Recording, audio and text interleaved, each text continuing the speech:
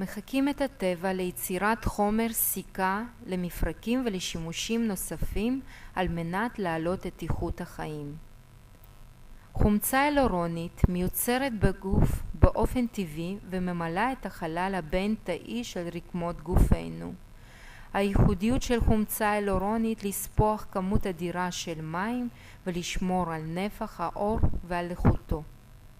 ניתן להעריך שאדם ששוקל 70 קילו מכיל בגופו 15 גרם חומצה הילורונית. שליש מכמותו מתפרק ובמקומו נוצר חומר חדש מדי יום.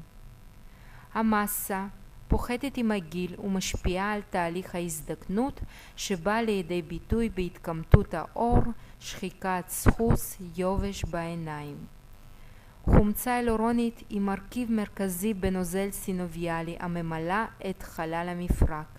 תפקידה להגביר את סמיכותו של הנוזל. בסחוס המפרקי היא עוטפת כל תא ותא. יחד עם פרוטאינים מסוימים היא סופחת מים ועוזרת לעמידות בלחץ דחיסה של המפרק. כבר ב-1934 חוקרים ייחסו חשיבות רבה לחומצה הילורונית. בשנת 1990 התחילו להשתמש בטיפולי בבעיות מפרקים, ניתוחי עיניים, טיפול בפצעים. החל מ-1996 בטיפולים אסתטיים. בעיירה קטנה שביפן ראו שתוחלת החיים גבוהה מהממוצע בעקבות שימוש במוצרים שתכולתם הייתה גבוהה בחומצה הילורונית. מוצרים כגון ירקות שורש, שורש טארו, במיה, אורס ותירס. חומצה הילורונית עד שנות ה-2000 הופקה מקרבולות של תרנגולות. ניתן היה להפיק כמות גדולה ממקור זה.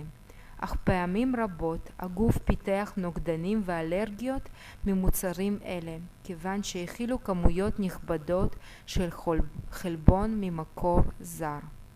בעשור האחרון מעבדות מפיקות חומצה הילורונית בתהליך של תסיסה, תהליך כימי המשמש להפקת אנרגיה ממקור של חיידקים. מוצרים ממקור זה אינם מכילים חלבונים ממקור חי. המעבדות מגיעות לניקוי מקסימלי מחלבונים ואנדוטוקסינים ממקור בקטריאלי עד לרמה 0.4 חלקיקים למיליון. הדבר אינו גורם לתגובות אלרגיות אצל מטופלים. בכדי שחומצה הילורונית תהיה עמידה בפני פירוק אנזימטי ובעל צמיגות גבוהה יותר, פיתחו חוקרים שיטות שונות להצלבת השרשראות השונות של פולימר אחד לשנייה. הכימיקל בו משתמשים להצלבה לרוב הוא BDDE. תרכובת זו בריכוזים קטנים אין תופעות לוואי והיא נחשבת כחומר הצלבה הבטיחותי ביותר. בעקבות ההצלחה ובטיחותה של חומצה הילורונית התחילו לייצר מוצרים לשימוש ביתי של מטופל.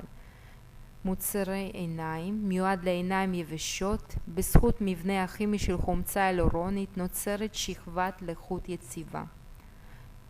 מוצרי אף מיועד ליובש קרום ערירי של האף, מסוגל לקשור כמויות עצומות של מים ולהידבק ביעילות טובה לקרום ערירי של האף.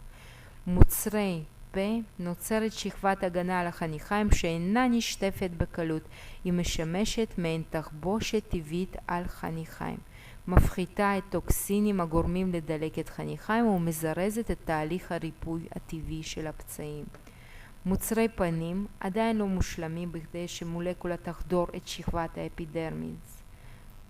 מנסים בשנים האחרונות לפתח חומצה הילורונית מבוססת על מולקולות קטנות בכדי שיכולת הספיגה תהיינה גבוהה יותר.